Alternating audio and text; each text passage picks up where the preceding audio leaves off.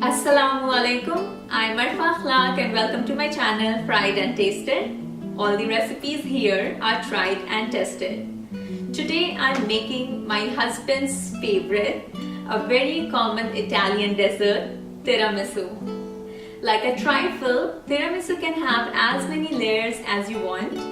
It starts with a bed of soggy, coffee-drenched ladyfingers, and then it is topped with a mousse textured frosting made from eggs and mascarpone cheese, which is, by the way, the main ingredient.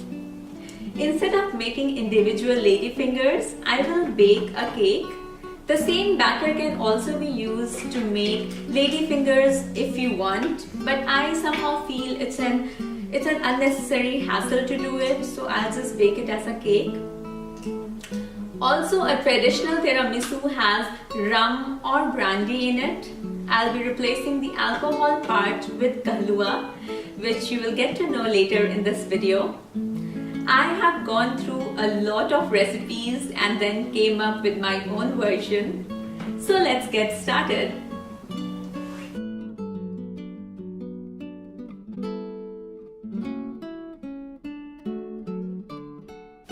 I'll roughly go through the ingredients now. Here I have two parts. One part is for the cake and the other part is for the frosting. And in total I have taken 5 eggs, but I have separated it in such a way that I have 3 egg yolks and 4 egg whites for the cake, and the remaining 2 egg yolks and 1 egg white for the frosting. So I'll explain the cake ingredient first. I have all-purpose flour, little bit salt, vanilla essence, sugar, and the eggs. You must have noticed that there is no baking powder or baking soda in it, so the cake will rise only because of the egg whites.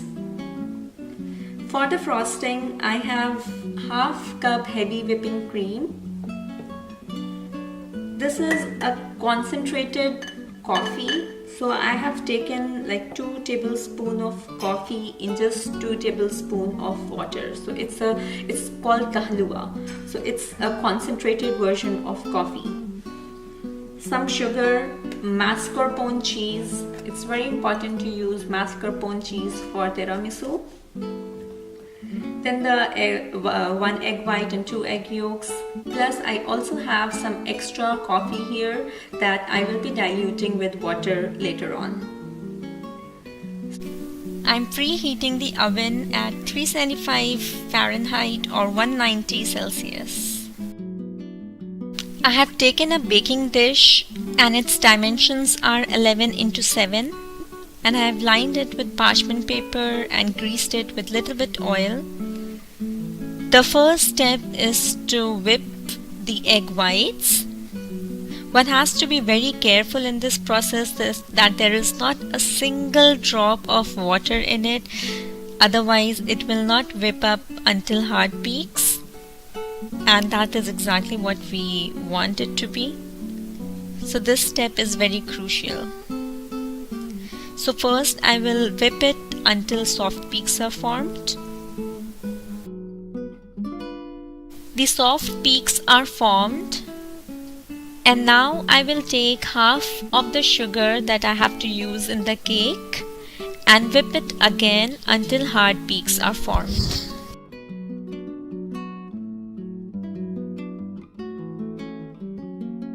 I have whipped it for 1 minute more, and now hard peaks are formed. I'll show you a magic. There were egg whites in it, and now I will flip it and it won't fall. Yeah, so this means that the hard peaks are formed, and it is very important to whip it till this point.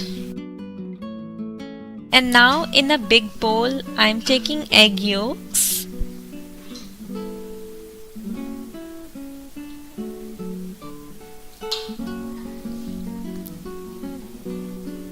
And in it, I'm adding the remaining sugar. And I will whip it again until it is pale and gets the ribbon-like consistency. Right now it's very dark and thick, but we have to whip it until it is pale. I have beaten it for 1 minute and the batter has become pale yellow in color. And now I am adding a good amount of vanilla essence in it. Because this cake has lot of eggs, so it's better to use vanilla in large quantity, and I'll beat it again just for 30 seconds. And now with the help of a spatula, I'll gradually incorporate egg white in the egg yolk batter. This step needs to be done with very gentle strokes by taking little amount of egg whites at a time. We don't want to deflate the egg whites because, as I said, this is the only rising agent in this cake.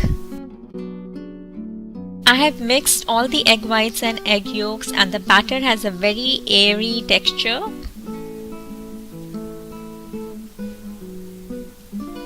To it I'm adding a pinch of salt. And now I will sift all-purpose flour in it. By sifting the all-purpose flour, I am making sure that it does not dump into the batter directly and thus deflate it.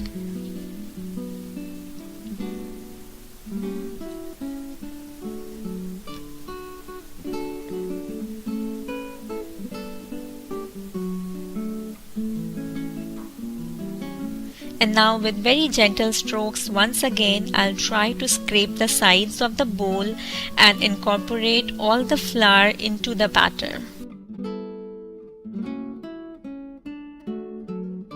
It took me 4 minutes and many gentle strokes, but now I have incorporated the flour into the batter. Once again, we have to be very careful because we don't want to deflate the batter.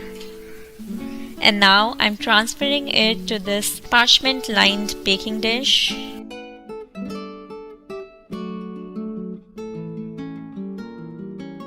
I have transferred the batter into the pan and now I will bake it for 12 to 16 minutes until it becomes very light golden from top.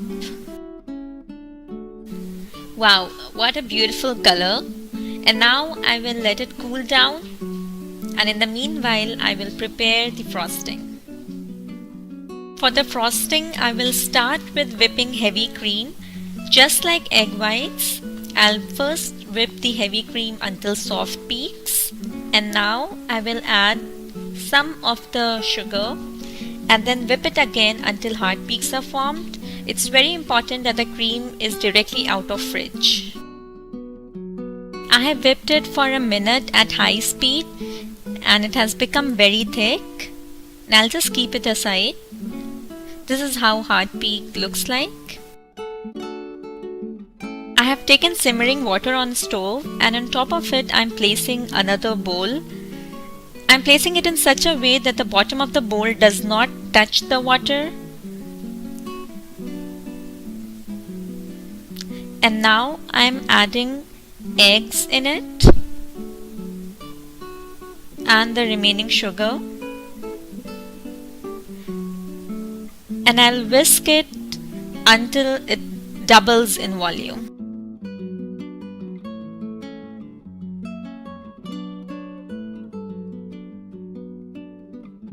The purpose of double boiler is to cook the eggs on steam, as we will not be cooking it in any other way.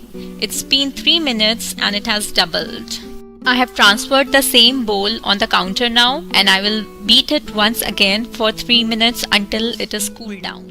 The batter has become very light and pale, and if I touch it, it has cooled down. And now I'm going to add Kahlua in it, which is the concentrated form of coffee.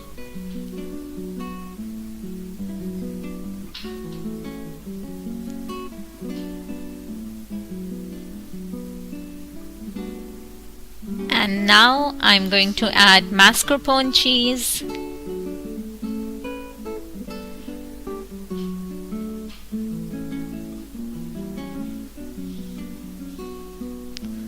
This mascarpone cheese will give a very mousse texture to this frosting, and I'll beat it until it's fluffy. And now finally I have added the already whipped cream, and I'm going to beat it for the last time until everything is mixed evenly.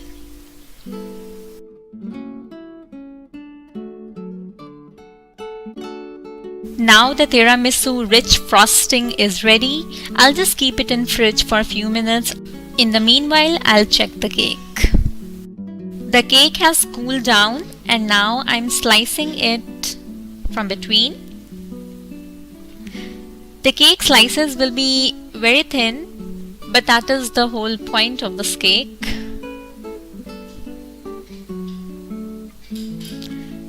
And here are the two slices.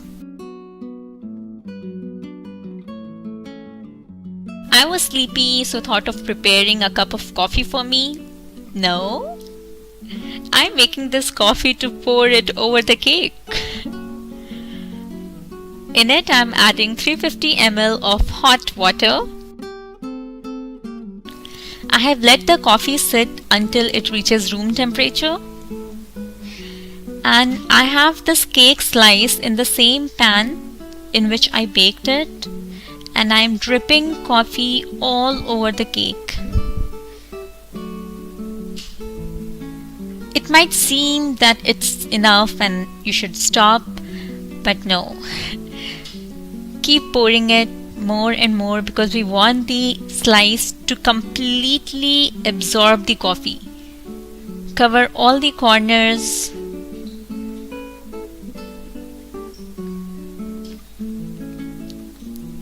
And I'm going to top it with half of the frosting that we prepared.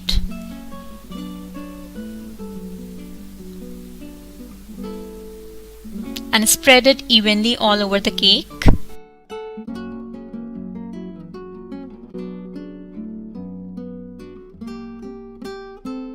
Most of the recipes online ask for different number of egg yolks and egg whites for this cake. As a result, we end up having extra yolk or white which we don't know what to do with. But this recipe has even number of yolks and white, thus we don't have anything extra. I've completely drenched the second layer of the cake too. You can see that there is so much coffee that you can see something on top. But if we don't drench it this much, then the cake will become dry. So you have to drench it nicely.